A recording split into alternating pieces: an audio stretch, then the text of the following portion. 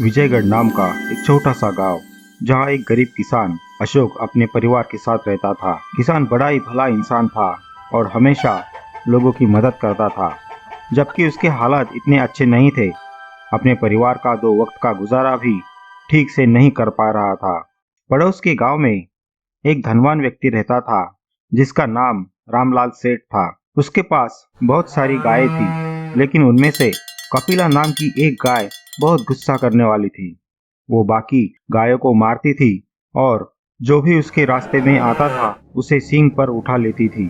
इस वजह से लोग उससे बहुत डरते थे। वो किसी को भी अपने पास नहीं आने देती थी। रामलाल सेठ उससे बहुत परेशान हो गया था। उससे पीछा छुड़ाने के लिए उसने एक तरकीब सोची। रामलाल अपनी पत्नी से कहता है, क्या करूं मैं इस गाय का? ना तो ये किसी बछड़े को जन्म देती है और ना ही किसी काम की है। जंगल में छोड़ाऊं तो वापस आ जाती है। क्या करूं मैं? ऐसा करता हूँ, ये गाय किसी गरीब को दान दे देता हूँ, ताकि सांप भी मर जाए और लाठी भी ना टूटे। और इस गांव में कोई ये गाय नहीं लेगा, मुझे पड़ोस के गांव में ही बेचनी पड़ेगी। तभी रामलाल सेठ को अशोक रास्ते से आते हुए दिखता है। रामलाल सेठ अशोक को बुलाता है और कहता है, अशोक, तुम गरीब और भले इंसान हो, ये गाय तुम ले जाओ। अशोक, शेठ जी, मैं गरीब किसान हूँ। मैं अपने परिवार का तो वक्त का गुजारा बड़ी मुश्किल से कर रहा हूँ। फिर इस गाय के चारे का इंतजाम कैसे कर पाऊंगा? इस साल तो खेत में भी फसल नहीं हुई है। रामलाल सेठ, गाय माता होती है और तुम इसे मना कर रहे हो। भूलो मत कि मेरा कर्जा अभी तक तुमने चुकाया नहीं है। ठीक है सेठ जी, जैसे आपकी मर्जी। अशोक गाय को ले जाने लगता है, पर वो उसे मारने की कोशिश करती है। अशोक उसके सर पर प्यार से हाथ घुमाता है। वैसे ही गाय थोड़ी शांत हो जाती है। फिर रास्ते में वो उसे थोड़ा चारा भी खिलाता है और पीने को पानी भी देता है। अशोक घर पहुंचता है। अशोक, देखो बच्चों, मैं किसे ले आया हूँ। पिताजी, ये गाय आपने कहाँ से लाए? कितनी सुंदर है ये गाय, और इसकी आंखें कितनी प्यारी है। अरे, आप गाय लाने वाले थे, बताया नहीं आपने? ये बड़ी लंबी कहानी है, बाद में बताता हूँ। मुझे बड़ी भूख लगी है, पहले खाना दे दो। बच्चों ने खाना खा लिया? हाँ, खा लिया। क्या हम गैया के साथ खेल सकते हैं? अशोक, हाँ, पर जरा दूर से। ये कभी भी मारती है और तुम नए हो, इसके लिए पता नहीं ये कैसे बर्ताव करेगी। बच्चे प्यार से उस पर हाथ घुमाते हैं, उसकी पूंछ को पकड़ते हैं। शायद गाय भी प्यार के लिए तरस रही थी, क्योंकि आज तक सभी उससे डरते ही आ रहे थे। शायद इसीलिए उसने बच्चों को नहीं मारा।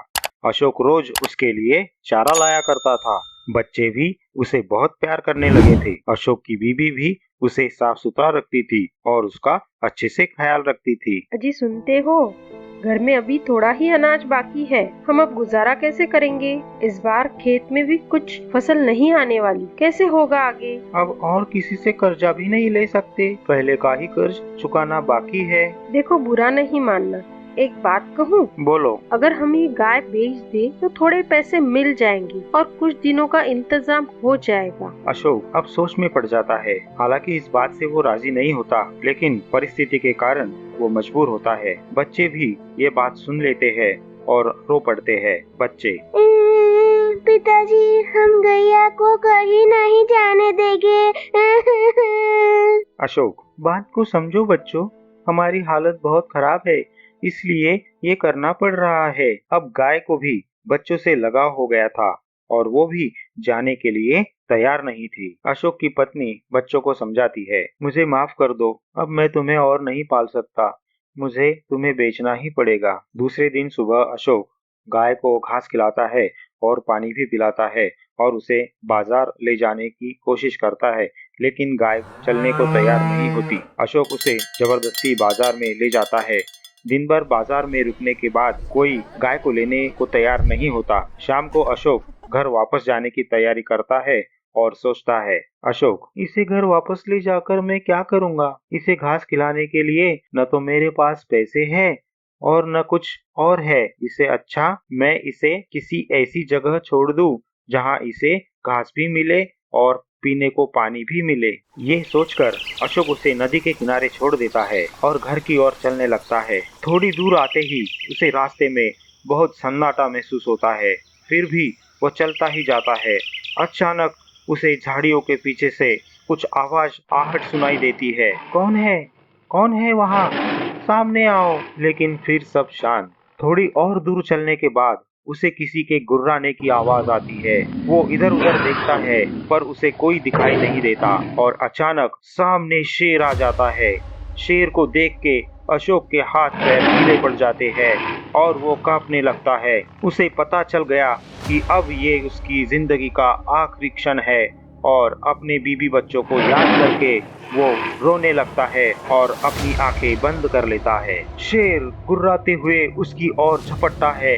इतने में पीछे से गाय आकर शेर पर सींगों से वार करती है। गाय का सींग नुकीला होने के कारण शेर की आंख में घुस जाता है और शेर की आंख फूट जाती है। घायल शेर गुर्राते हुए वहां से निकल जाता है। अशोक आंखें खोलता है तो उसे वो घायल शेर भागता दिखाई देता है और गाय उसके पास खड़ी दिखाई देती है।